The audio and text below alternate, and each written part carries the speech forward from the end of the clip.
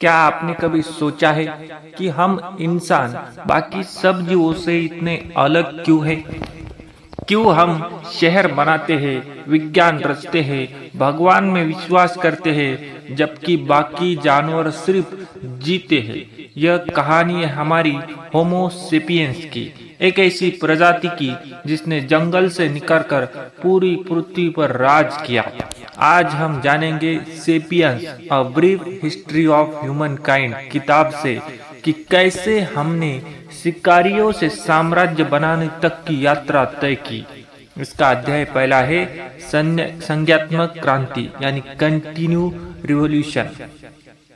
करीब 70,000 साल पहले इंसान के दिमाग में कुछ असाधारण हुआ, कल्पना की शक्ति का जन्म हुआ। अब इंसान सिर्फ देखने सुनने वाला जीव नहीं रहा, वो सोचने, कहानियां गढ़ने और सपने देखने लगा। उसने कहानी की ताकत सीखी, एक ऐसी ताकत जिससे हजारों लोग एक साथ विश्वास कर सके किसी अदृश्य चीज में, जैसे भगवान, राष्ट्र या जनजाति। यही वो पल था जब इंसान ने दूसरे जानवरों पर विजय की शुरुआत की। अध्याय दूसरा है कृषि क्रांति, एग्रीकल्चर रिवॉल्यूशन। 12,000 साल पहले इंसान ने खेती करना सीखा। अब उसे रोज शिकार पर नहीं जाना पड़ता था। उसने गेहूं, चावल और जानवरों को पालतू बना लिया। पर हरारी कहते हैं, हमने गेहूं को नहीं पालतू बनाया, गेहूं ने हमें पालतू बना लिया। अब इंसान खेतों से बंध गया, समाज बने, गांव और शहर उभरे। खाने की चिंता तो कम हुई, लेकिन काम, बीमारी और युद्ध बढ़ गए। अध्याय तीसरा है मानव एकता की क्रांति, यूनिफिकेशन ऑफ ह्यूमन काइंड। जैसे जैसे सभ्यताएं बढ़ी, लोगों को जोड़ने के लिए 3 बड़ी चीजें आई। पहला आया पैसा, जिसने भरोसा दिलाया। दूसरा आया धर्म, जिसने नैतिकता सिखाई। और तीसरा आया साम्राज्य, जिसने व्यवस्था दी। इनसे अलग अलग संस्कृतियां एक साथ आने लगी। अब इंसान सिर्फ अपनी जाति का नहीं, बल्कि एक वैश्विक समाज का हिस्सा बन गया। अध्याय चौथा है वैज्ञानिक क्रांति, साइंटिफिक रिवॉल्यूशन। फिर आई वो घड़ी जिसने सब कुछ बदल दिया, विज्ञान का युग। 500 साल पहले इंसान ने स्वीकार किया, हमें सब कुछ पता नहीं। और यही से शुरू हुई खोज, आविष्कार और जिज्ञासा की असली यात्रा। नए देश खोजे गए, मशीनें बनी, उद्योग शुरू हुए। विज्ञान, पूंजीवाद और साम्राज्यवाद ने मिलकर आधुनिक दुनिया की रचना की। अब इंसान प्रकृति को समझने नहीं, बल्कि नियंत्रित करने लगा। अध्याय पांचवा है भविष्य की ओर, द फ्यूचर। अब सवाल है, आगे क्या?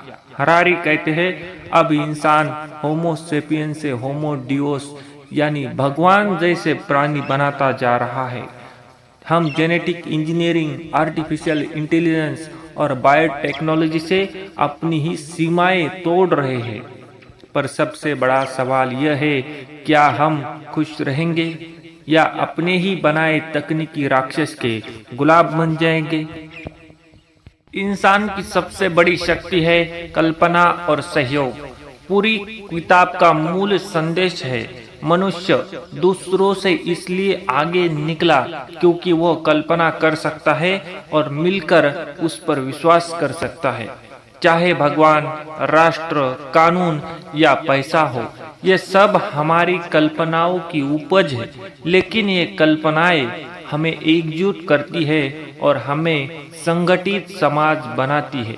यानी हमारी ताकत हमारे साझे विश्वासों में है, न कि हमारे शरीर या ताकत में। विश्वास का दूसरा पहलू है सुख का भ्रम। हरारी कहते हैं, हमने भौतिक रूप से बहुत प्रगति की है, लेकिन क्या हम वाकई ज्यादा खुश हैं? कृषि ने हमें भोजन दिया, लेकिन मेहनत और असमानता भी दी। विज्ञान ने हमें शांति दी, लेकिन साथ ही चिंता और डर भी दिया। टेक्नोलॉजी ने दुनिया को जोड़ दिया, लेकिन मन को अकेला कर दिया। इंसान ने बाहरी दुनिया जीती लेकिन अंदर की शांति खो दी। विज्ञान और शक्ति, ईश्वर बनने की चाह। अब इंसान प्रकृति को समझने से आगे बढ़कर उसे नियंत्रित करने की कोशिश में है। हम अब जीवन बना सकते हैं, जेनेटिक इंजीनियरिंग, मशीनों को सोचना सिखा सकते हैं, एआई, और अमरता की खोज में लगे हैं, बायोटेक्नोलॉजी। हरारी कहते हैं हम होमो सेपियंस से होमो डियस बन चुके हैं, यानी भगवान जैसे प्राणी जो खुद तय करेंगे कि कौन जिएगा और कौन नहीं। लेकिन सवाल यह है, क्या हमारे पास उतनी नैतिकता और बुद्धि है कि हम इस शक्ति का सही उपयोग कर सके? भविष्य का सबसे बड़ा सवाल, क्या हम खुश रहेंगे? अब इंसान के पास सब कुछ है, फिर भी वह संतुष्ट नहीं। हम सुख की तलाश में मशीन बन गए हैं। हमें ज्यादा चाहिए, पैसा, ताकत, तकनीक, लेकिन खुशी का असली रहस्य हमसे दूर होता जा रहा है। हरारी कहते हैं सच्चा सुख बाहर की चीजों में नहीं बल्कि हमारे दिमाग की सोच और भावनाओं में है। यानी हमें विज्ञान के साथ साथ आत्म जागरूकता यानी सेल्फ अवेयरनेस भी सीखनी होगी। अंतिम संदेश है, भविष्य हमारे हाथ में है।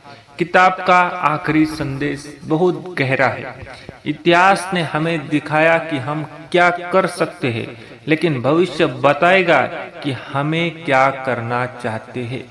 हम अब इतिहास के पाठक नहीं रहे, हम उसके निर्माता बन गए हैं। अब ये हम पर निर्भर करता है कि हम टेक्नोलॉजी और विज्ञान का इस्तेमाल मानवता की भलाई के लिए करते हैं या स्वयं का विनाश के लिए। हम यानी होमो सेपियंस कहानियों पर विश्वास करने वाले जीव हैं। इन कहानियों ने हमें एकजुट किया, आगे बढ़ाया, और अब समय है नई कहानी लिखने का, जहां इंसान सिर्फ बुद्धिमान नहीं बल्कि दयालु और